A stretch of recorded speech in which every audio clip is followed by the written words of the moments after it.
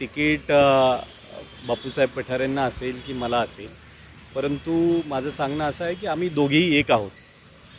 फरक एवढाच आहे की तरुणांना तिकीट द्यायचं असेल पक्षाला तर ते माझ्या बाजूनी असेल, परंतु अनुभव आणि मतदारसंघात तेवढ्याच पद्धतीने सक्रिय असणारं व्यक्तिमत्व जर आपण पाहिलं तर बापूसाहेबांच्या बाजूनी तो विषय पक्षाचा असेल.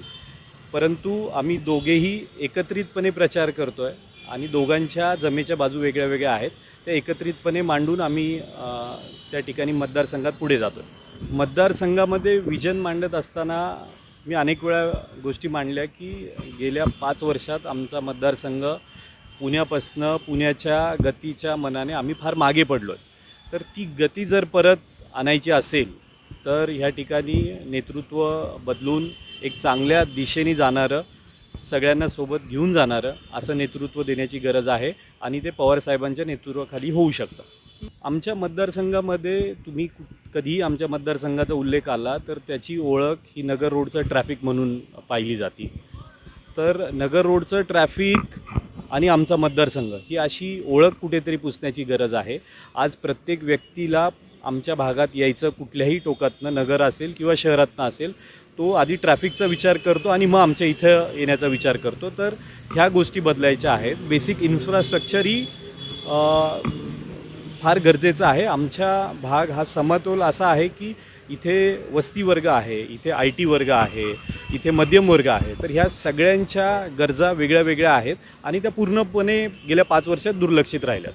त्या सभेतसुद्धा ह्या सगळ्या गोष्टीचा उल्लेख केला की आमच्या 4 पिढ्या राजकारणामध्ये आहेत आणि यशस्वीपणे राजकारण करतात.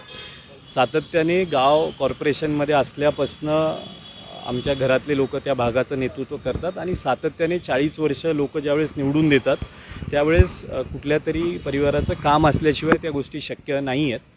आणि जरी इंजिनिअरिंगचं बॅकग्राऊंड असलं तरी देखील गेले 4 वर्ष मी समाजात सातत्याने काम करतो आहे आणि कुठेतरी त्याचं फळ म्हणून मला आज साहेबांनी माझ्या नावाचा विचार केला आहे असं मला वाटतं. आमच्या मतदारसंघामध्ये सगळ्यात चुकीच्या गोष्टी मला ज्या वाटतात की आपले लोकप्रतिनिधी आपल्या लोकांसाठी उपलब्ध नसणं आणि विकास कामांपासून कुठेतरी गेल्या 5 वर्षामध्ये आमचे लोक वंचित राहिले. आमच्या पुण्याला लगत असलेल्या आमच्या मतदारसंघामध्ये लोहगाव गाव आहे. तुम्ही आज लोहगावमध्ये येऊन पाहिलं तर त्या लोकांना जाण्यासाठी रोड नाही आहे, त्यांच्या पाण्याची अवस्था बिकट आहे, त्यांच्याकडे ड्रेनेज सिस्टीम नाही आहे. तर आपण पुण्यात राहतो हे सांगायला देखील त्यांना लाज वाटते. तर अशा पद्धतीच्या विकासाच्या मार्गावर कुठेतरी चुकीच्या पद्धतीने आमचा मतदारसंघ गेला. तर जिथे ट्रॅफिक जॅम ही ओळख आहे एका बाजूला आणि दुसऱ्या बाजूला अशा चुकीच्या पद्धतीची ओळख आहे, तर हा एकदम विरोधाभास आहे की ज्या ठिकाणी वेग मंदावला आहे त्याच ठिकाणी वेग वाढून कुठेतरी चुकीच्या गोष्टी होतात. तर अशा पद्धतीची ओळख मतदारसंघाची आपल्याला बदलायची आहे. त्याच्यामुळे साहेबांच्या नेतृत्वाखाली नक्कीच येणाऱ्या काळामध्ये वडगाव शहरीमध्ये बदल घडलेला आपल्याला पाहायला मिळेल.